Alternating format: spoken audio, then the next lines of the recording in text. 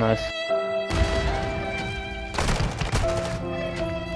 Yo YouTube everyone, welcome back to the channel. Today's video we have some S&D gameplay for you, and you might have noticed we're currently 3-0 down. I'm not gonna lie to you, the first 2 rounds we got absolutely smoked, but I'm gonna be showing you what you guys can do to improve in search and destroy, especially when playing solo queue. So we start off there, we get the first kill, we slide on through and take out the second, and right now when I get 2 kills in a search and destroy round, you just know the confidence is high. We go through and we take out the third, and just like that we started to make a bit of a comeback here. I've started to turn up a little bit. I got a 3-piece. The first 3 rounds I was actually sniping, and I felt like when I'm playing solo queue and sniping, although I get picks here and there throughout the rounds, I feel like it's not the most impactful, just because as soon as my teammates go down, I feel like I was in a lot of clutch situations, and with a sniper it's pretty difficult. So I had to whip out the SMG, and I mean it really helps me in the first round as we get a 3-piece. But let's see what we do on this defense here.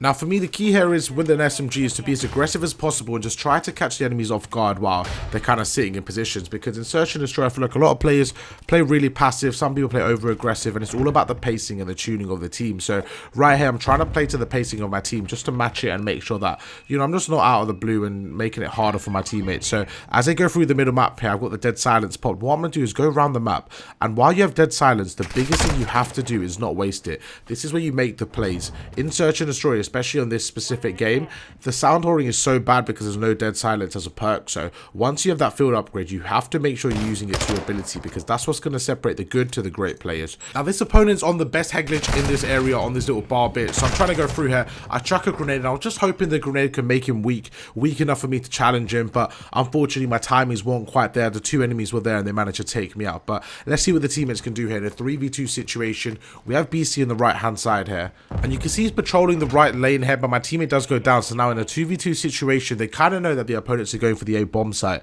Now what I'd like him to do here is maybe group up with his teammate, just because he's got an assault rifle in hand, and this gunfight isn't the best for an assault rifle here, but I like the way he's pre-aiming. He's playing it very passively. He does get the first kill, and now they're going to see if the second enemy is trapped in the bomb site. So what they do, they go in together, and overall I think it's a really good play from my teammates. They manage to go in, they get the trade. So if for example that opponent wasn't in the hill there, let's say he wasn't in this building, what I would do personally in a 2v1 is I would get someone to hop on the bomb and the other person to sit in and just watch over him, because what that does is that allows the opponents to come to you. And what you guys want, you don't want, okay, I'm trying to word this as easy as possible for hopefully everyone to understand.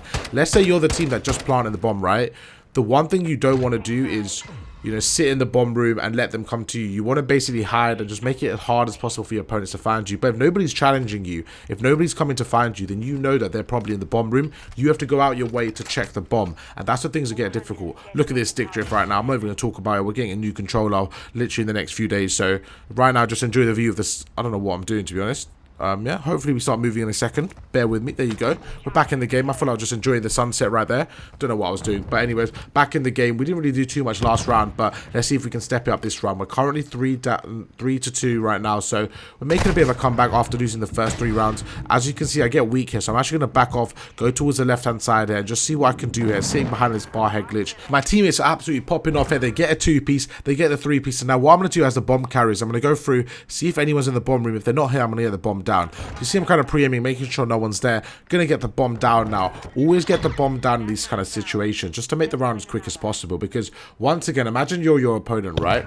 You're in a 1v3 situation, and they don't get the bomb down. It's a lot easier to take them out one by one, because you have a lot of time to work with. Where if they have the bomb down, automatically that 1.5 minutes cuts down to 40 seconds. Now, not only do you have to find 3 enemies, you also have to defuse the bomb. So if you guys are on the offense and you have numbers, make sure to get the bomb down. What I don't like people doing, which I've seen a lot to be honest, is getting the bomb down when you don't have numbers. I feel like you're just making yourself play in a really hard situation. So I feel like numbers are so important. Something you guys should always try to consider is just to make sure that you have more numbers in your opponents. It sounds so simple, but a lot of people, when you put it into like that kind of concept, it just makes it easier for them to understand. So if you get a kill, make sure to back off. Don't play over aggressive and waste your life. As we open this door here, I always like to open this door with the peek, because it just allows me to get a bit more intel into the room here. So what we're going to do is go through. We know they're planted on the B site, and this is exactly what I'm talking about. With 40 seconds left, you have to see I'm playing ultra aggressive here, but we've got the dead silence popped. I'm going to go through the flank here. Really good kill in the first guy. We make him weak, and these are just fantastic shots onto the second guy. Absolutely frying him. So really good flank there. My teammate got a 2-piece and I got a 2-piece. Looking back at it right there, nobody actually wants to flank from their side. So, oh, come on. This is a bit toxic from me. There's no need. Nah, I'm joking. I don't know why I did it. There was no need for that. I was a bit peak. Like, He didn't even look at me. I just shot him from behind. I don't know why I'm shooting his body, but that's alright.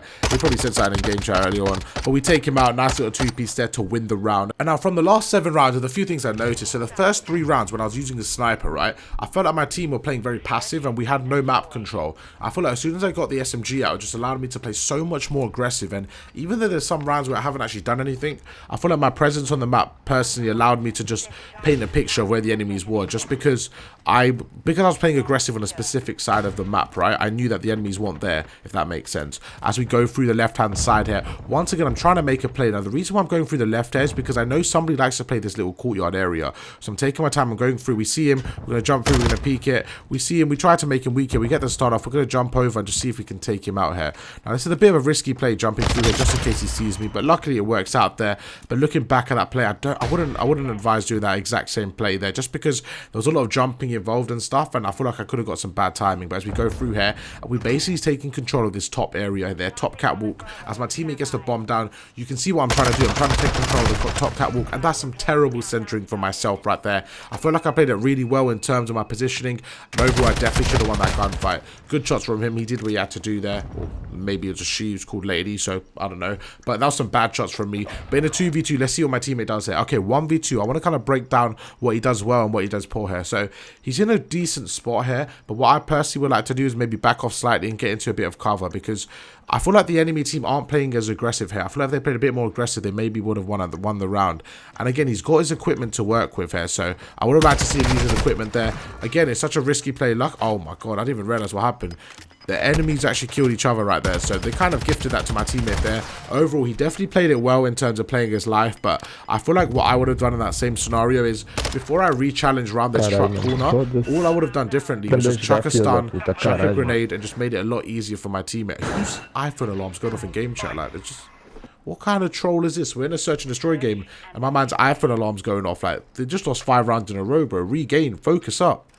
But anyways, back to the point, yeah, I would have used my stun and my grenade just to make them a bit weak there, because there was definitely a chance that he goes around the corner and they gun him. So, again, I'm just trying to show you guys the perfect play in every scenario, although I don't make it in the moment. Just looking back at it, I'm trying to help everyone out here with a perfect play. So we go through the dead silence, and this is, once again, a bit of a risky play. We see the guy with the sniper here. Now, the problem with me pushing this sniper alleyway is that because it's such a thin alleyway there, it's a big chance that the enemy kills me. But we go through, we play aggressive, we take him out, and we're winning a lot of 50-50 gunfights. So I feel like I shouldn't be winning, so that is a good thing. That is a positive note to take. If you're winning gunfights that you shouldn't be winning, it just shows that you're frying in that given moment. But you definitely want to play for more probability in your gunfights. You want to take on gunfights where you have more chance of winning, if that makes sense, because 50-50 you aren't always going to win. So we go through here, and I mean, that looks like I've got wall hacks on right there. Great jump through, and we just predict him to go to the right corner here. And this is a bit of a troll there. I feel like I maybe could have pre-aimed it for a second longer. That's such a popular spot where this guy is going right now. It's such a popular spot. But to be honest, if my teammate shot him, we would have got that round there. But anyway, it doesn't really matter. The guy overchowed, the guy re-chowed, and just at that, we win the game. Bit of a shorter video, a bit of a different one with the search and destroy, going 3 rounds down, and we win 6 in a row. Hope you guys did enjoy this video. Nevertheless, we're gonna have a lot more content on the channel now. I'm trying to upload a rank play video every single day, and I'm also gonna try to bring some Warzone in as well. I've been playing a bit of Ishika Island on stream, and it's been a bit of fun, man. It's been a bit of fun. So if you guys are down for that, make sure to jump in over to the streams, and if you guys did enjoy the video, make sure to drop a like. I'll catch you guys on the next one. Peace.